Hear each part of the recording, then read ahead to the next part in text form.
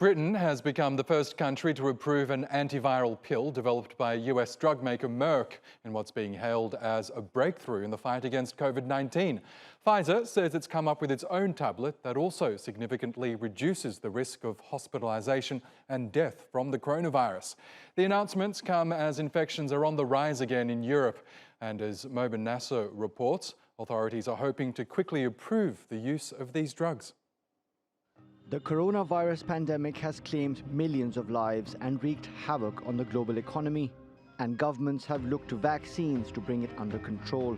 But scientists at drug maker Merck and Ridgeback Biotherapeutics say they finally have an effective treatment. They've developed an antiviral pill that reduces the risk of hospitalization or death by 50%.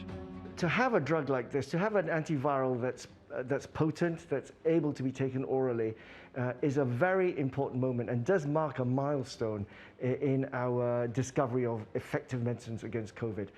The medication has been given the go-ahead for use in the UK, and lawmakers in the EU say they're considering emergency approval for the drug as the region battles with its fourth wave of the pandemic. We will be considering whether a scientific opinion from the EMA could support emergency use authorization at the level of each member state. Last week, Merck announced a voluntary licensing agreement with 105 low and middle-income countries. Under the deal, the company will forego royalties on its new pill, helping to keep the cost of the medication low. Experts say that should help get the drugs to vulnerable populations. They are much cheaper. And they can be produced, they can be mass produced and distributed across the world, and that's very important for equitable global access to life-saving treatments. Pfizer, meanwhile, says its antiviral tablet reduces the risk of hospitalization or death from COVID-19 by almost 90%. Like Merck, it's seeking approval from the US Food and Drug Administration as soon as possible.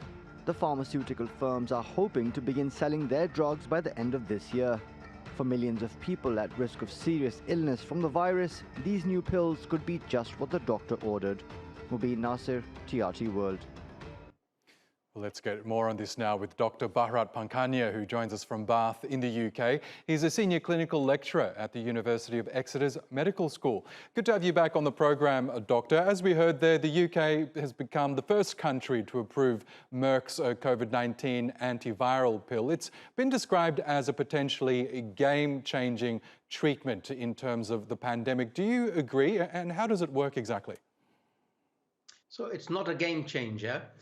It is a new additional tool in the battle against COVID and preventing deaths, but it's definitely not a game changer. The game changers are the vaccines and infection control measures. How it works is that it interferes with the reproduction of the virus. So as the virus is replicating, it makes mistakes, and it makes so many mistakes that the end result is it is a useless end game for the virus. It doesn't live, it's just made too many mistakes. That's how the drug works. It is safe, but it is not an absolute game changer. Interesting. So from what you've just said there, it's not really an alternative to a vaccine, is it?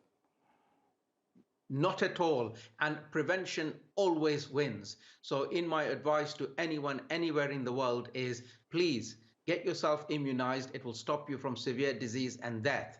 The tablets and things that are now coming out are a useful additional tool were you to get infected. So the molnupiravir, the new drug from Merck, only works in early disease, i.e. mild disease, and in 50% of cases. So we still need that protection, and that protection comes from vaccines. And a day after the UK approved Merck's antiviral pill, Pfizer has come out and said that its own version of the drug cuts the hospitalisation rate of COVID-19 patients by nearly 90%. How similar are the two treatments? I don't know much about the Pfizer medication, but I would conjecture that the nucleosides that are being used are also deployed by Pfizer, in that they make the virus make mistakes, and then the virus can't infect and cause illness. So that's what it is. But I repeat, the key is to get immunized, to protect yourself, to prevent yourself from severe illness. Now, all this comes as the World Health Organization issues a dire warning. They're saying that up to 500,000 people could die across Europe and Central Asia as virus transmission rates spike in the region. What needs to be done to tackle this? Are we looking at perhaps another wave of COVID-19 in the winter? Yes, it's very worrying, the numbers from European Union. They are on the rise, and in countries where they've had poor uptake of the vaccines, the case numbers are significantly higher, as are the deaths. So strategy number one would be, in the countries where you've got poor uptake of the vaccines, you really must hurry up and immunize your people. Secondly, of course, we've got influenza, so we need to also immunize against influenza as soon as possible. And then the third bit is reduce your interactions with other human beings, especially as we've got the Delta variant, which is more infectious. So in that situation, I always advise wear a mask, wear a good quality mask, an FFP2 mask. Yes, and because we know authorities in various countries around the world, including the UK, have relaxed some of those prevention issues, such as mask wearing indoors and on public transport. I know that is the case in London, for example. So would you urge authorities to reinstate them right now?